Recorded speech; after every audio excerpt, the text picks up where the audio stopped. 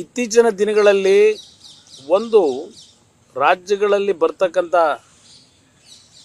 ಟೀಕೆ ಟಿಪ್ಪಣಿಗಳು ಬಜೆಟ್ನಲ್ಲಿ ನಮ್ಮ ರಾಜ್ಯದ ಯೋಜನೆಗಳ ಹೆಸರುಗಳನ್ನು ಹೇಳಿಲ್ಲ, ನಮ್ಮ ರಾಜ್ಯದ ಯೋಜನೆಗಳು ಯಾವುದೂ ಇಲ್ಲ. ಇದು ಕೇಂದ್ರ ಸರ್ಕಾರದ ಬಜೆಟ್ನಲ್ಲಿ ಅಷ್ಟೇ ಅಲ್ಲ, ರಾಜ್ಯ ಸರ್ಕಾರಗಳಲ್ಲೂ ಹಲವಾರು ಜಿಲ್ಲೆಗಳ ಹೆಸರುಗಳು ಬರದೇ ಇದ್ದಾಗ ಈ ರೀತಿಯ ಒಂದು ಟೀಕೆಗಳನ್ನು ಮಾಡ್ತಕ್ಕಂಥದ್ದು ಆಯಾ ಬಜೆಟ್ಗಳ ಸಂದರ್ಭದಲ್ಲಿ ಸರ್ವೇ ಸಾಮಾನ್ಯ. ನನ್ನ ಅಭಿಪ್ರಾಯದಲ್ಲಿ ಬಜೆಟ್ನಲ್ಲಿ ಓದ್ತಕ್ಕಂಥ ಸಂದರ್ಭದಲ್ಲಿ ಹೆಸರುಗಳನ್ನು ಹೇಳದೇ ಇದ್ದರು ಹಲವಾರು ಯೋಜನೆಗಳಿಗೆ ಯಾವ್ಯಾವ ಇಲಾಖೆಯಲ್ಲಿ ಹಣವನ್ನು ಹಂಚಿಕೆ ಮಾಡಿರ್ತಾರೆ, ಆ ಹಂಚಿಕೆ ಆಗಿರ್ತಕ್ಕಂಥ ಹಣ ಆಯಾ ಇಲಾಖೆಗಳಿಂದ ಅಷ್ಟೂ ರಾಜ್ಯಗಳಿಗೆ ಹೋಗ್ತಕ್ಕಂಥದ್ದು ಕೇಂದ್ರ ಸರ್ಕಾರದ ಯೋಜನೆಗಳಿಗೆ ಅದು ಬಜೆಟ್ನಲ್ಲೇ ಮುಂದುವರಿತದೆ. ಅದು ಹೆಸರು ಹೇಳದೇ ಇದ್ದರು. ಈಗ ಉದಾಹರಣೆಗೆ ಗ್ರಾಮೀಣ ರೂರಲ್ ಡೆವಲಪ್ಮೆಂಟಿಗೆ ಸುಮಾರು 2,65,000 ಕೋಟಿ ಕೊಟ್ಟಿದ್ದಾರೆ. ಆ 2,65,000 ಕೋಟಿ ಎಲ್ಲ ರಾಜ್ಯಗಳಿಗೂ ಹಂಚಿಕೆ ಆಗ್ತದೆ. ಈಗ ಜಲಶಕ್ತಿನಲ್ಲಿ ನೀರಾವರಿಗೆ ಕೊಟ್ಟಂಥ ಹಣದ ಯೋಜನೆ ಎಲ್ಲೆಲ್ಲಿ ಕೊಡಬೇಕು ಆಯಾ ರಾಜ್ಯಗಳಿಗೂ ತಲುಪುತ್ತೆ. ಇದು ಇರ್ತಕ್ಕಂಥ ನಮ್ಮ ಒಂದು ಪ್ರತಿ ಬಜೆಟ್ನಲ್ಲಿ ನಮ್ಮ ನಿಯಮಾವಳಿಗಳನ್ನು ಇಟ್ಕೊಂಡಿದ್ದೇವೆ ನಾವು. ಅದರಿಂದ ಇವತ್ತು ಕೆಲವು ರಾಜ್ಯಗಳಲ್ಲಿ ವಿರೋಧ ಪಕ್ಷಗಳ ಚರ್ಚೆ ಏನಿದೆ, ಆ ಚರ್ಚೆಗಳು ಬರೀ ಟೀಕೆಗಷ್ಟೇ ಸೀಮಿತ. ಅದು ಇವತ್ತಿನ ಬಜೆಟ್ ಏನಿದೆ ಒಟ್ಟಾರೆ ಸಮಗ್ರವಾದಂಥ ರೀತಿಯಲ್ಲಿ ಮುಂದಿನ ದೇಶದ ಅಭಿವೃದ್ಧಿ, ವಿಶೇಷವಾಗಿ ಈಗಿನ ಬಜೆಟ್ ಏನಿದೆ ಯುವಕರಿಗೆ ಉದ್ಯೋಗವನ್ನು ತಲುಪಿಸ್ತಕ್ಕಂಥದ್ದು, ಮಹಿಳೆಯರಿಗೆ ಆರ್ಥಿಕ ಶಕ್ತಿಯನ್ನು ತುಂಬತಕ್ಕಂಥದ್ದು, ಹೀಗೆ ಎಲ್ಲ ರೀತಿಯ ಒಂದು ಕಾರ್ಯಕ್ರಮಗಳು ಇವತ್ತು ಇಂಡಸ್ಟ್ರಿಗಳಿಗಿರ್ಬೋದು ಎಲ್ಲ ರೀತಿಯಲ್ಲೂ ಒಂದು ದೊಡ್ಡ ಮಟ್ಟದ, ಅದಷ್ಟೇ ಅಲ್ಲ, ಇವತ್ತು ನಮ್ಮ ಕ್ಲೈಮೆಟಿಕ್ನ ಒಂದು ಸಮಸ್ಯೆಗಳ ಹಿನ್ನೆಲೆಯಲ್ಲಿ ನಮ್ಮ ದೇಶದಲ್ಲಿ 2070ಕ್ಕೆ ಝೀರೋ ಎಮಿಷನ್ ತರಬೇಕು ಅಂತಕ್ಕಂಥದ್ದು ಹಲವಾರು ಯೋಜನೆಗಳಿಗೆ ಪ್ರಧಾನಮಂತ್ರಿಗಳು ಈಗಾಗಲೇ ಅವರ ಚಿಂತನೆಯನ್ನು ನಡೆಸಿದ್ದಾರೆ. ಆ ಕಾರ್ಯಕ್ರಮಗಳು ಜೊತೆಲಿ ನಡೀತಾ ಇದ್ದಾವೆ ಹಲವಾರು ಇಲಾಖೆಗಳಲ್ಲಿ. ಗ್ರೀನ್ ಎನರ್ಜಿ ಇರ್ಬೋದು, ಇವತ್ತು ಯಾವೊಂದು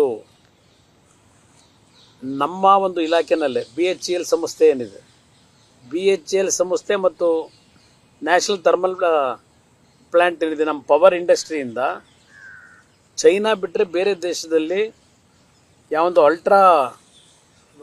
ಪದ ಏನಿದೆ ಕೊಡಿ, ultra critical super thermal power plant, ಇದು BHEL ಮತ್ತು ಪವರ್ ಇಲಾಖೆ ಎರಡೂ ಜೊತೆಗೂಡಿ 800 ಮೆಗಾವ್ಯಾಟ್ನ ಒಂದು ಉತ್ಪಾದನೆ ಮಾಡ್ತಕ್ಕಂಥದ್ರ ಮುಖಾಂತರ ಯಾವೊಂದು ಗ್ರೀನ್ ಎನರ್ಜಿಯನ್ನು ನಾವು ತಯಾರು ಮಾಡ್ತಕ್ಕಂಥ ನಿಟ್ಟಿನಲ್ಲಿ ನಮ್ಮ ಒಂದು ಹೆಜ್ಜೆ ಇಟ್ಟಿದ್ದೇವೆ. ಚೈನಾದ ನಂತರ ನಮ್ಮ ದೇಶದಲ್ಲಿ ಇಡೀ ವಿಶ್ವದಲ್ಲೇ 2ನೇ ಒಂದು ಪ್ಲ್ಯಾಂಟ್ ಇದನ್ನು ಆಗ್ತಾ ಇರ್ತಕ್ಕಂಥದ್ದು. ಈಗ ಹೇಳ್ತಾ ಹೋದ್ರೆ ಹಲವಾರು ವಿಷಯಗಳನ್ನು ಹೇಳಬಲ್ಲೆ. ಅದರಿಂದ ಇವತ್ತಿನ ಬಜೆಟ್ಟಿನ ಬಗ್ಗೆ ನಾನು ವಿಶೇಷವಾಗಿ ಕನ್ನಡ ನಾಡಿನ ನನ್ನ ಜನತೆಗೂ ಮನವಿ ಮಾಡ್ತೇನೆ. ಪಾಪ ವಿರೋಧ ಪಕ್ಷದ ಅಲ್ಲಿಯ ವಿರೋಧ ಪಕ್ಷ ಇಲ್ಲಿಗೆ ಕಾಂಗ್ರೆಸ್ ನಾಯಕರು, ಮುಖ್ಯಮಂತ್ರಿಗಳು ಭಾಳ ಟೀಕೆ ಮಾಡ್ಬೋದು. ಅವ್ರು ಮೊದಲು ಟೀಕೆ ಮಾಡೋದು ನಿಲ್ಲಿಸಬೇಕು. ನನ್ನ ಅಭಿಪ್ರಾಯದಲ್ಲಿ ಪ್ರತಿನಿತ್ಯ ಕೇಂದ್ರ ಸರ್ಕಾರವನ್ನು ಟೀಕೆ ಮಾಡೋದ್ರ ಮುಖಾಂತರ ಇವತ್ತು ಒಂದು ವಿಶ್ವಾಸದ ಕೊರತೆಯನ್ನು ಅವರೇ ಕ್ರಿಯೇಟ್ ಮಾಡ್ಕೊತಾ ಇದ್ದಾರೆ. ಈಗ ನಾವು ಕರ್ನಾಟಕಕ್ಕೆ ಹೋಗ್ಲಿಕ್ಕೆ ಹೋದರೆ ಯಾಕೆ ಬರಬೇಕಿಲ್ಲಿ, ಅಧಿಕಾರಿಗಳು ಯಾರೋ ಅವ್ರನ್ನ ಭೇಟಿ ಮಾಡಬಾರ್ದು ಅಂತಾರೆ. ಮತ್ತೀಗ ಹೇಳ್ತಾರೆ ಕುಮಾರಸ್ವಾಮಿ ಅವರು ನಮ್ಮ ರಾಜ್ಯಕ್ಕೆ ಏನು ತಂದರು ಅಂತಾರೆ. ನಾನು ರಾಜ್ಯದ ಅಧಿಕಾರಿಗಳ ಜೊತೆ ಚರ್ಚೆ ಮಾಡಿ ಏನು ಅವಶ್ಯಕತೆ, ಇವರಂತೂ ಮಂತ್ರಿಗಳು ಯಾರು ಬಂದು ಚರ್ಚೆ ಈ ಕ್ಷಣದವರೆಗೆ ಮಾಡಿಲ್ಲ. ಈಗ ಸದ್ಯ ನಿನ್ನೆ ನಮ್ಮ ಸತೀಶ್ ಜಾರಕಿಹೊಳಿ ಅವರು ವಿಧಾನಸಭೆ ಕಲಾಪದಲ್ಲಿ ಹೇಳಿದ್ದಾರೆ,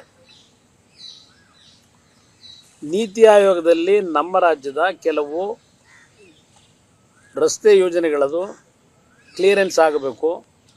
ಕುಮಾರಸ್ವಾಮಿ ಅವರು ನೀತಿ ಆಯೋಗದಲ್ಲಿದ್ದಾರೆ, ನಾನು ಭೇಟಿ ಮಾಡಿ ಆ ಕಾರ್ಯಕ್ರಮಗಳಿಗೆ ಚಾಲನೆ ಕೊಡ್ತಕ್ಕಂಥ ನಿರ್ಧಾರ ಮಾಡಿದ್ದೇನೆ, ಹೇಳಿಕೆ ಕೊಟ್ಟಿದ್ದಾರೆ. ನಾನು ಸ್ವಾಗತಿಸ್ತೀನಿ. ನನಗೆ ರಾಜಕೀಯ ಒಂದು ಭಾಗ, ಆದರೆ ಈ ಟೀಕೆ ಮಾಡೋದನ್ನು ಬಿಟ್ಟು ಸಾರ್ವಜನಿಕವಾಗಿ ಯಾವ ಇಲಾಖೆಯಲ್ಲಿ ಏನಾಗಬೇಕಾಗಿದೆ ಅಂತಕ್ಕಂಥ ಒಂದು ವಿಷಯಗಳನ್ನು ತಂದು ನನ್ನ ಮುಂದೆ ಮನವಿಗಳನ್ನು ಕೊಟ್ಟರೆ, ರಾಜಕೀಯ ಬಿಟ್ಟು ನಾನು ಆ ವಿಷಯದ ಬಗ್ಗೆ ಕೇಂದ್ರದಲ್ಲಿರ್ತಕ್ಕಂಥ ಯಾವುದೇ ಇಲಾಖೆ ಮಂತ್ರಿಗಳಿರಲಿ, ಪ್ರಧಾನಮಂತ್ರಿಗಳಿಗೂ ಭೇಟಿ ಮಾಡಿ ನಮ್ಮ ರಾಜ್ಯಕ್ಕೆ ಬೇಕಾಗಿರ್ತಕ್ಕಂಥ ಸಮಸ್ಯೆಗಳು ಏನೇ ಇದ್ದರೂ ಸರಿಪಡಿಸ್ತಕ್ಕಂಥದ್ದಕ್ಕೆ ಈಗಲೂ ತಯಾರಾಗಿದ್ದೇನೆ. ಅದರಲ್ಲಿ ಯಾವುದೇ ಕಾರಣಕ್ಕೂ ಸರಿ ಇರ್ತಕ್ಕಂಥ ಪ್ರಶ್ನೆ ಇಲ್ಲ. ಇದು ಇನ್ನೂ 1 ತಿಂಗಳಾಗಿಲ್ಲ ಸರ್ಕಾರ ನಾವು ರಚನೆ ಮಾಡಿ ಕೇಂದ್ರದಲ್ಲಿ ಮಂತ್ರಿಯಾಗಿ. 1 ತಿಂಗಳಿನಲ್ಲೇ ನಾನು ಎಲ್ಲ ತೊಗೊಂಡೋಗಿ ಇಳಿಸ್ಲಿಕ್ಕೂ ಆಗೋದಿಲ್ಲ, ಸಮಯ ಬೇಕು. ಯಾವುದೇ ಕಾರಣಕ್ಕೂ ರಾಜ್ಯದ ಜನತೆಗೆ ಅನ್ಯಾಯ ಆಗ್ತಕ್ಕಂಥದ್ದಕ್ಕೆ ಅವಕಾಶ ಕೊಡೋದಿಲ್ಲ ಅಂತಕ್ಕಂಥದ್ದನ್ನು ಭಾಳ ಸ್ಪಷ್ಟವಾಗೂ ಹೇಳ್ತೇನೆ. ಇವತ್ತಿನ ಬಜೆಟ್ನಲ್ಲಿ ಹಲವಾರು ಇಲಾಖೆಗಳಿಂದ ರಾಜ್ಯದ ಅಭಿವೃದ್ಧಿಗೆ ಪೂರಕವಾದಂಥ ಆರ್ಥಿಕ ನೆರವುಗಳು ದೊರಕತಕ್ಕಂಥದ್ದಕ್ಕೆ ಇವತ್ತು ನಾವು ಬದ್ಧವಾಗಿದ್ದೇವೆ. ಆ ಕಾರ್ಯಕ್ರಮಗಳನ್ನು ಮುಂದುವರಿಸ್ತೀವಿ. ಅನುಕ್ಷಣದ ಸುದ್ದಿಗಳಿಗಾಗಿ ವಿಸ್ತಾರ ನ್ಯೂಸ್ ಯೂಟ್ಯೂಬ್ ಚಾನೆಲ್ ಸಬ್ಸ್ಕ್ರೈಬ್ ಮಾಡಿ. ಹೊಸ ಸುದ್ದಿಗಳ ನೋಟಿಫಿಕೇಶನ್ಗಾಗಿ ಬೆಲ್ ಐಕಾನ್ ಕ್ಲಿಕ್ ಮಾಡಿ. ಲೇಟೆಸ್ಟ್ ಅಪ್ಡೇಟ್ಸ್ಗಾಗಿ www.vistaranews.com ವೆಬ್ಸೈಟ್ಗೆ ವಿಸಿಟ್ ಮಾಡಿ. ಅಂಗೈಯಲ್ಲೇ ಜಗತ್ತಿನ ಸುದ್ದಿ ತಿಳಿಯಲು ವಿಸ್ತಾರ ನ್ಯೂಸ್ ಕನ್ನಡ ಆಪ್ ಡೌನ್ಲೋಡ್ ಮಾಡಿ.